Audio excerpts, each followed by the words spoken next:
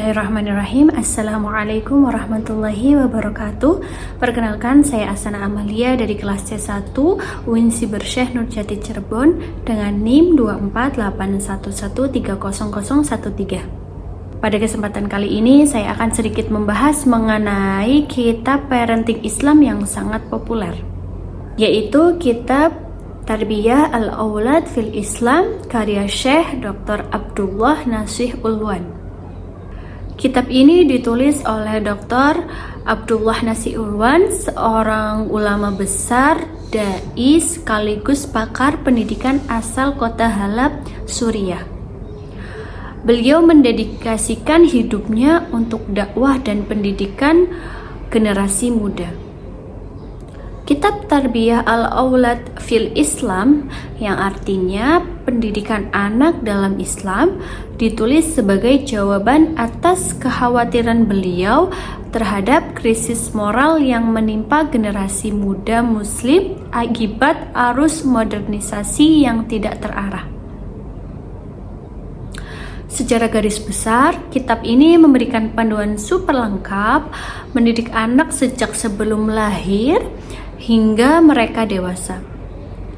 Syekh Ulwan menekankan bahwa pendidikan anak harus seimbang dan mencakup 7 aspek pertumbuhan, yaitu pendidikan iman, moral, fisik, akal, psikologis, sosial, dan seksual. Lalu bagaimana kita bisa mewujudkan semua itu? Beliau ini memberi kita 5 metode praktis yang sangat terkenal di dalam kitab ini. Yang pertama, pendidikan dengan keteladanan. Orang tua harus menjadi contoh yang baik. Lalu yang kedua, pendidikan dengan kebiasaan. Melatih anak-anak melakukan hal-hal positif sejak dini. Ketiga adalah pendidikan dengan nasihat. Berkomunikasi dengan lembut serta menyentuh hati anak. Lalu yang kelima adalah pendidikan dengan hukuman. Memberikan sanksi yang tegas namun tetap mendidik tanpa kekerasan. Pada video kali ini akan saya sedikit membahas mengenai salah satu bab dalam kitab ini, yaitu bab tentang aqiqah, ya.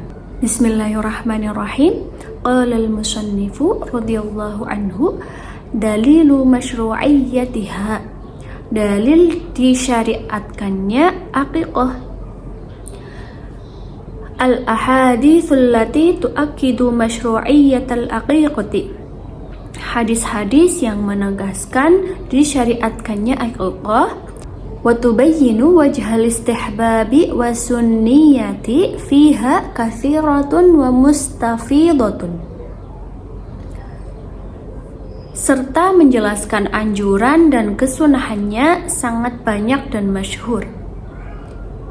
Nadhkuru minha ma yali, di antaranya adalah Rawal Bukhari fi sahihi an Salman bin Amir al-Dabiyyi, Imam Bukhari meriwayatkan dalam kitab sahihnya dari Salman bin Amir al-Dabbi,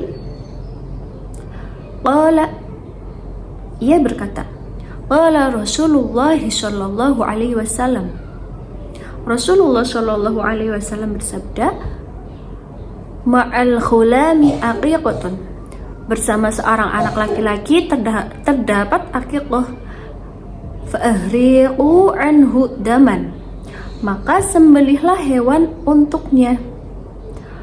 Wa amitu anhul adha, dan hilangkanlah gangguan darinya. Hadis ini menunjukkan bahwa aqiqah ini disyariatkan atau masyru' bagi anak yang lahir.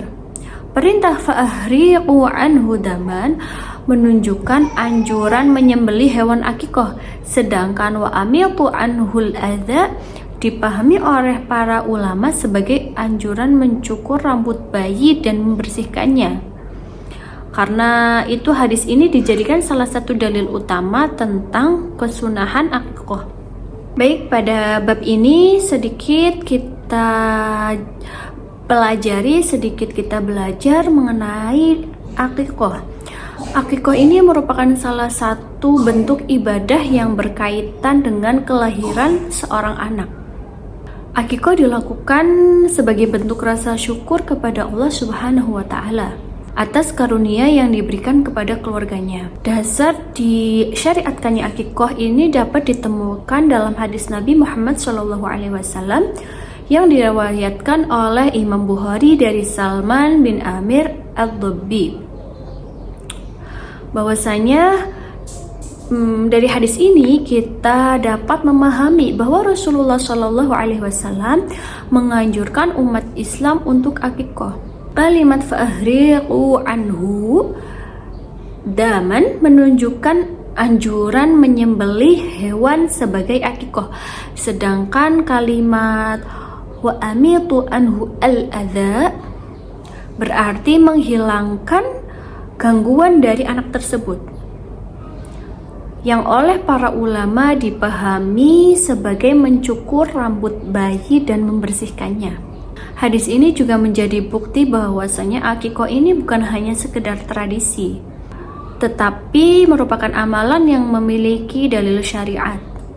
Oleh karena itu, para ulama menjadikan hadis ini menjadi salah satu dalil yang paling penting dalam melakukan akikoh. Selain sebagai bentuk ketaatan kepada Allah Subhanahu wa Ta'ala, akikoh ini juga memiliki banyak hikmah. Di antaranya menumbuhkan rasa syukur kepada Allah, mempererat hubungan sosial kepada sesama dengan membagi daging, serta menjadi bentuk kepedulian terhadap sesama manusia. Dengan demikian, bisa kita simpulkan bahwasanya akikoh ini merupakan ibadah yang dianjurkan dalam Islam dan memiliki landasan yang kuat dari hadis Rasulullah Shallallahu Alaihi Wasallam. Melalui akikoh, orang tua tidak hanya bersyukur atas kelahiran anaknya, tetapi juga melaksanakan salah satu sunnah yang diajarkan oleh Nabi Muhammad Shallallahu Alaihi Wasallam. Semoga dengan kita belajar mengenai bab akikoh ini, kita jadi selalu ingat bahwasanya kita harus selalu bersyukur kepada Allah dalam bentuk apapun, terutama atas kelahiran anak kita, dan kita selalu menumbuhkan sunnah-sunnah Rasulullah Shallallahu Alaihi Wasallam. Baik, mungkin hanya itu yang bisa saya sampaikan. Apabila ada kesalahan, mohon maaf. Wassalamualaikum warahmatullahi wabarakatuh.